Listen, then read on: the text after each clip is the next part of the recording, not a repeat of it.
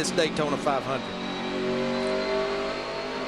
Coming to green with Clint Boyer leading the Daytona 500. Another Richard Childress car. Regan Smith behind, and on the outside Kurt Busch with Brian Keselowski. That's Brad's older brother outside in that white car, number 92.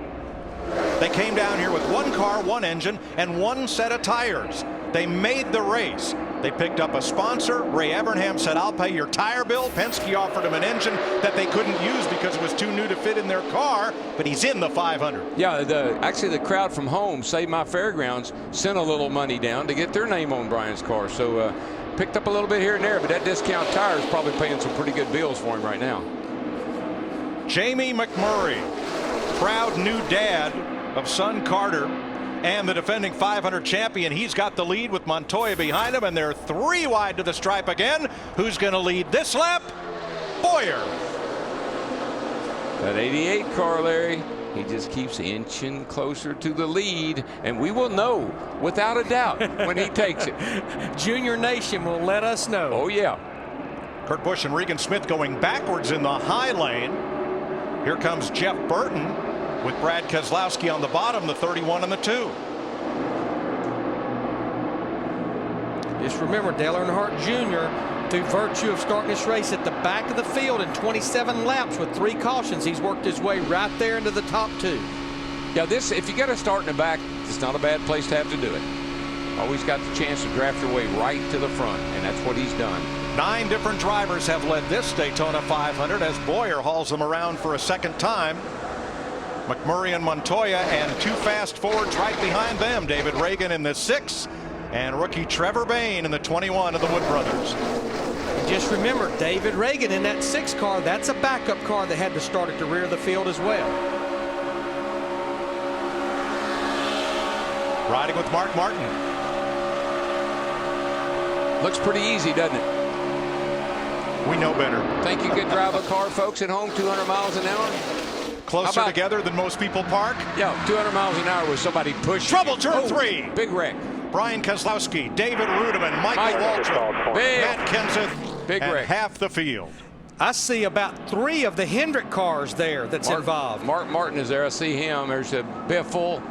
Jimmy Johnson's laying over there. There's a 24 car. Looks pretty bad. Brian Vickers limping around. And Mark Martin is part of it. Greg Biffle got a piece of it. Joe Nemechek's right front all torn up. The 9 of Marcus Ambrose. Let's see if we can figure out what happened here, Larry. They're running awfully close together. Watch the top right of your screen coming right up in. Here. Michael into his teammate Rudiman. Got Rudiman loose. Right in front of Keselowski. Here comes Nemechek. Pow into Michael. Look at. Nope, didn't make it. Didn't make it. Brian Keselowski, we just talked about, was involved. That white car up against the wall there. There's Mark Martin down here, Jimmy Johnson, Jeff Gordon. My. Let's see if we can see anything. Well, there's not a whole lot to see. Michael just got into the back of the. Tony Stewart did the same thing to Michael in the Bud shootout. Got into him pretty hard and turned him around right there and got Michael with it. And Darrell, everybody was going to the apron, but those cars sliding off 31 degrees of banking, that's where they're going to end up. It's kind of an old saying down here. What goes down must come up. And you try to go around on the outside if you can. Jimmy Johnson's 48 just barely got into the back of Matt Kenseth to do enough damage to the right front. The old Aaron Stream machine, she's done. Marcus Ambrose is going to the garage for repair. Michael Waltrip's car comes steaming toward the garage. Brian Vickers in the 83 car gets a lot of damage. Marcus Ambrose in the 9. Look at that. 3 Hendrick cars, 24, 48, and 5, all slamming into each other.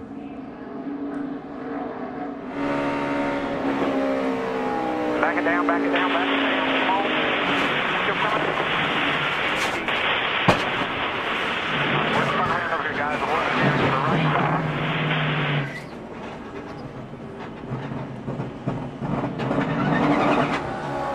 And now ride with Mark Martin. Still 3% in front of you.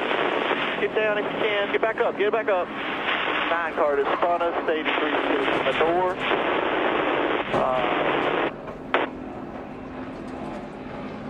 And Jeff Gordon's view. 22, right in front of us, right in front of us. Check it up, check up, check up, check up, check up, check up. Get up.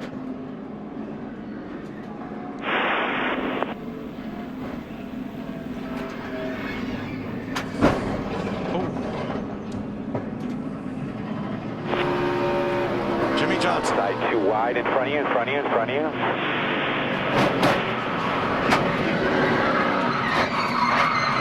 Correct.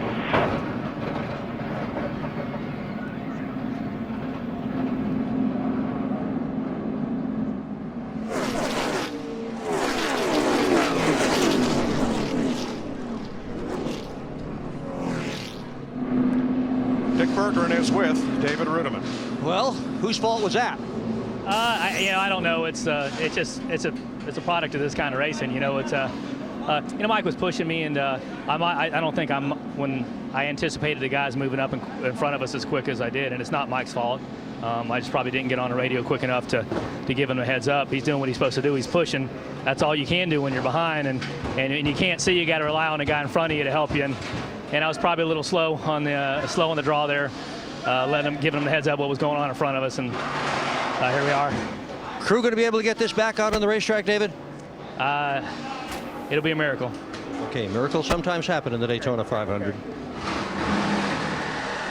Jeff Gordon is in the garage. 3 of the 4 Rick Hendrick cars, all but Dale Jr., have gone to the garage. 2 of the 3 Michael Waltrip cars involved. Defending series champ Jimmy Johnson in the garage as well. Greg Biffle has also gone to the garage. You can make light repairs on pit road, but if major work is needed, the cars have to go behind the wall or back to their garage stall. And Darrell and them talked about it in the pre-race. This new point system, it's going to take longer to overcome a bad finish, I think, than it did with the old system. And don't forget, you got to be able to run the minimum speed, so you got to have the car in pretty good shape to run minimum speed. A grinding crash puts us under caution for the 4th time in Daytona.